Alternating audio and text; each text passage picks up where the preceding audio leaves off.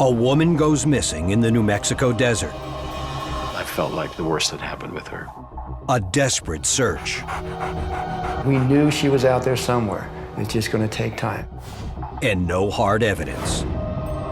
But an unlikely team of animal witnesses. He watched her die, he heard her die, he smelt her die. Might be their last hope.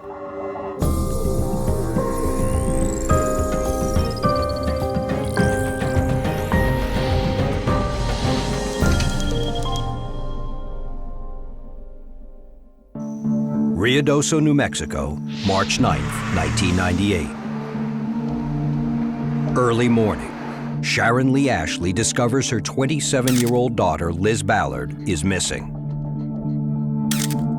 Ballard, a nursing assistant, and her son had come to live with her mother a year earlier. She borrowed her mother's car the night before. It now sits in the driveway, keys in the ignition. In an attempt to locate her daughter, Ashley calls friends and neighbors to no avail. Word quickly reaches Ballard's father. Someone phoned me and told me that Liz was missing. And I remember I was in my office and I stopped and thought about it, and immediately I felt the worst had happened. Liz and I had a very deep relationship. She was a very strong individual. She and I had great conversations. 2 days pass with no sign of Liz. Desperate, her mother drives to the house of Ballard's ex-boyfriend, 31-year-old Chris Faviel. The relationship was pretty much on the rocky side. We had 6 different kind of reports within 6 months: stalking, harassment, graffiti on Chris Faviel against Liz Ballard. But he is never convicted of any crimes. After his breakup with Ballard, Faviel rekindled a homosexual relationship with 39-year-old Charles Martinez. The two men lived together, along with Martinez's pit bull, Hercules. Ballard's mother knocks frantically at Faviel's door, but the only thing she hears is Hercules barking inside. When she went to the house where Faviel lived, and she started banging on the door, she could hear Hercules barking in the background. But as long as she pounded the door, no one would come. 72 hours pass without a trace of Liz Ballard. Her mother files a missing persons report. But there's no evidence of a crime. There's nothing to do but wait. March 14th. Veteran investigator Wolfgang Born of the Ruidoso Police Department is approached with information about a murder. At the station, a local couple tells Born that 2 men have admitted to murdering Liz Ballard. I don't know if... She was scared to death over this. She only gave us its and bits and pieces. The couple reveals that the 2 men in question are Ballard's ex-boyfriend, Chris Faviel, and his lover, Charles Martinez. They knew the suspects for approximately 10 years, and they used to be neighbors. They had dinners together on a daily basis. They felt very comfortable with them. They told them everything. During a discussion at Faviel's house one night, the 2 men told a shocking story. They bragged that Ballard had come by their house. After an argument, Martinez struck her in the head. Then the 2 men took turns strangling her. They told their friends that they buried the body, but they didn't tell them where. Tell me what you do know. Born presses the informants for more details. We asked specifically, where do you think this might be? She said, well, right outside of Tularosa, a round mountain. Born pays a visit to the home of Charles Martinez and Chris Faviel. Hercules reacts to protect his home. When they opened the door, they had the dog right there, and we asked them to put him in the backyard. Born asked the men to come to headquarters for questioning. At the station, both men calmly tell police that they haven't seen Ballard recently, and they have no idea where she could be. They claim she hasn't been to the house since Charles moved in and brought the pit bull. The first impression of Charles, that he was a cold person, there was no feelings when I talked to him. In the last 26 years in law enforcement, I never met anybody like that. I wouldn't know. Chris Faviel was very cocky. He kept changing his stories. His attitude, he was scot-free. Sure. Because he already made the comment before that, we will never find the body. Without the body, we would not have a case. The stories about Faviel and Martinez add up to nothing if police can't produce physical evidence of a crime.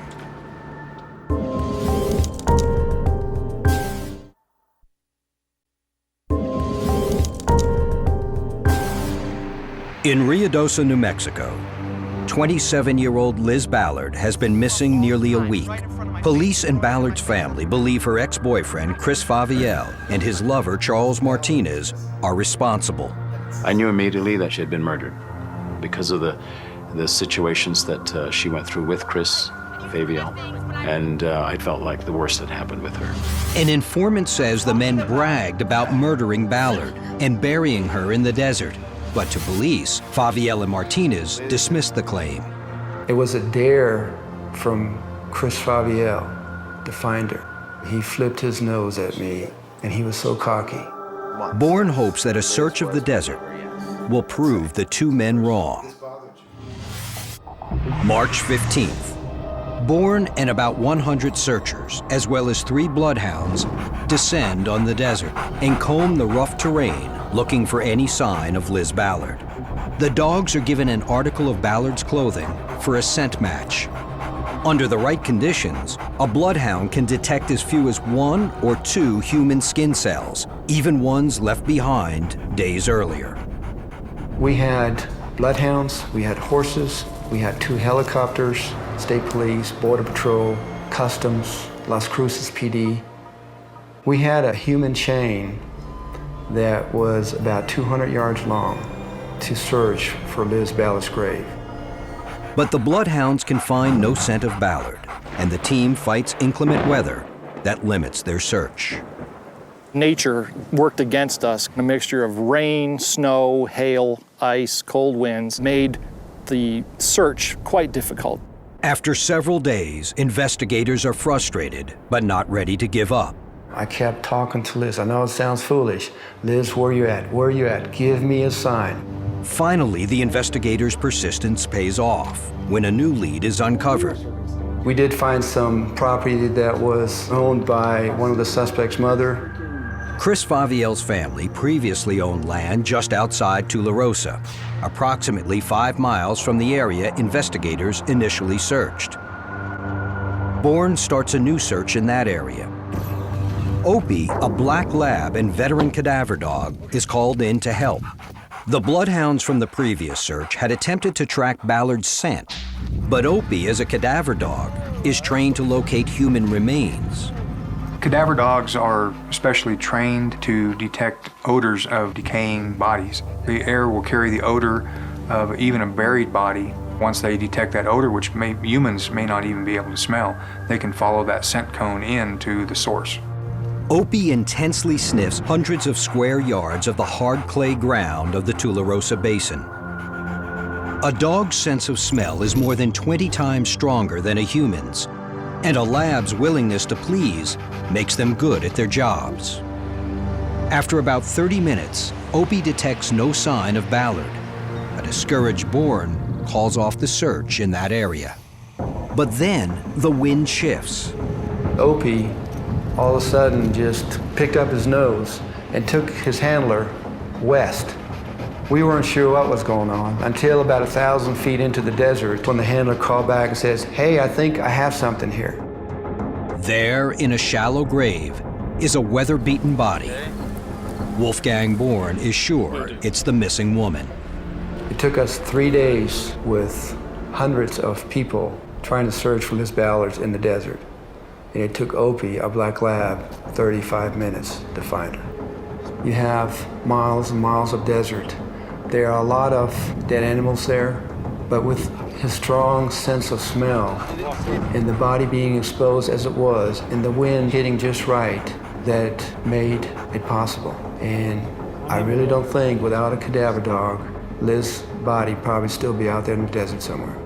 Opie received some help along the way from another animal. Desert coyotes dug up Ballard's body, leaving it exposed and easier for Opie to track. Coyotes have a highly developed sense of smell that they use to track prey and find food. And in this case, it led them straight to the grave of Liz Ballard. You'll see them just about in any environment, from here in the mountains to the desert. They'll prowl anywhere in search of food. The coyotes did not have to dig very deep for her body. The bottom of the grave was 18 inches, so we would think approximately 10 inches. That's as far as they had to dig. The condition of the body is surprising to investigators. One might have expected Liz's body to be recognizable after just 4 weeks in the desert, but the effects of wind, dry desert environment, sand, when we first saw her, she just looked like a mummy. Investigators worry that any evidence on her badly worn body may have been destroyed. When the coyotes unearthed Liz's body, they consumed it as a food source. So parts of her were removed from the grave, including part of the flesh, and their hair was being moved away from her body by the coyotes and also by the wind. The body is transported to the State Office of the Medical Investigator for examination. Evidence experts find two things that help to confirm that it is indeed Liz Ballard. First is a rose-shaped tattoo, which Ballard had on her left shoulder, and a green bra she was known to have been wearing. One last piece of evidence proves to be the most intriguing: red dog hairs embedded in her socks. But the discovery of Ballard's body doesn't necessarily mean prosecutors will be able to make a case against Faviel and Martinez. We had to show who was responsible for her murder. Whether Chris Faviel or Charles Martinez did it separately, did it together, and then being able to put the evidence together to prove it to a jury. My concern was, how do I prove the case given the condition of the body? Police need the aid of one more animal if they have any hope of solving the case of who murdered Liz Ballard. Cadaver dogs have a sense of smell over 20 times greater than a human's. Which one of these animals has an even stronger nose? A cheetah, B, a chimpanzee, or C, a bear? Don't go away. The answer when Animal Witness returns.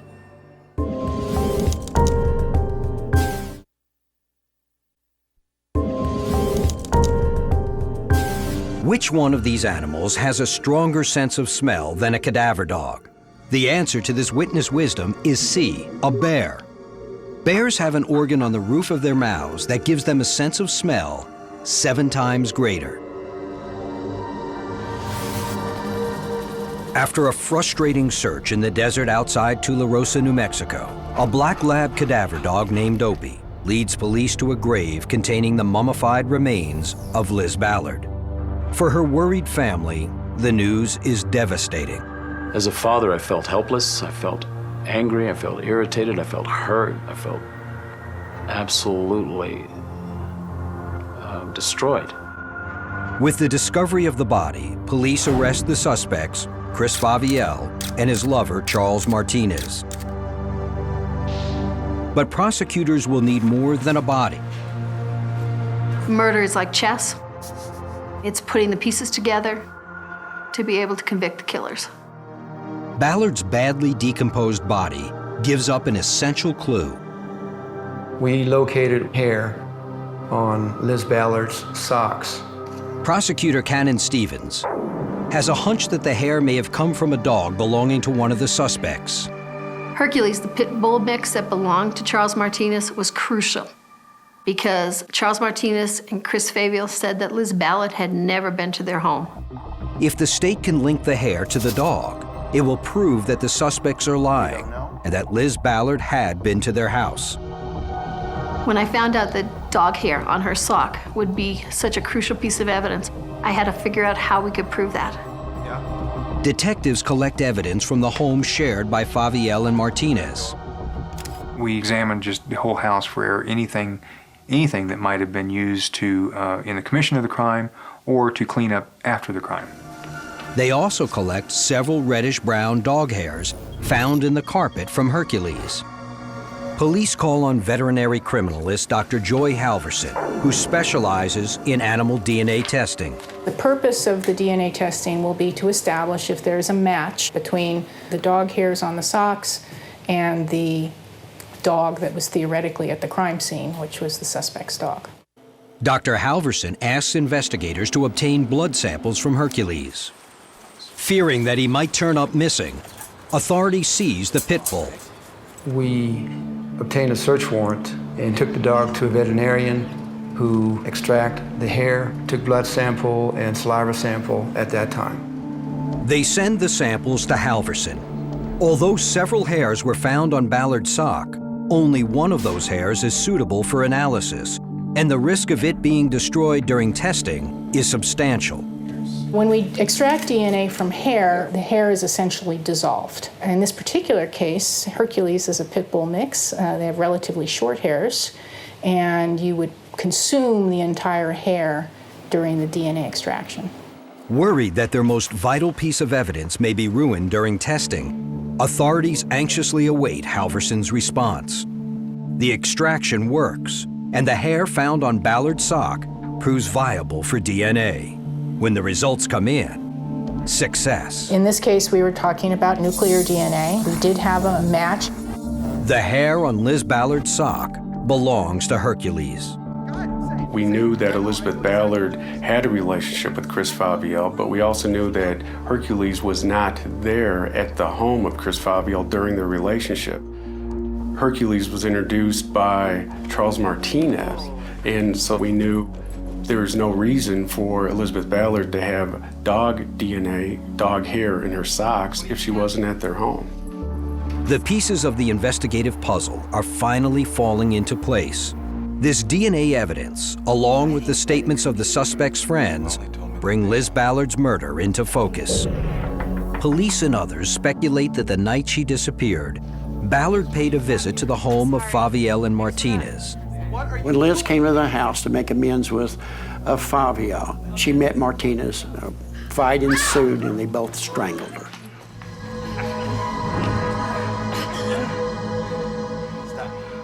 The two men then wrapped Ballard's lifeless body in a blanket and drove her out to the desert. On the way, they left Ballard's car in her mother's driveway.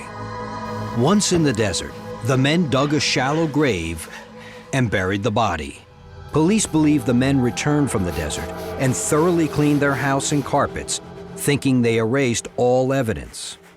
But there was one eyewitness they weren't counting on. I believe Hercules watched her die, that he heard her die, and that he smelt her die. Can one dog hair win a conviction?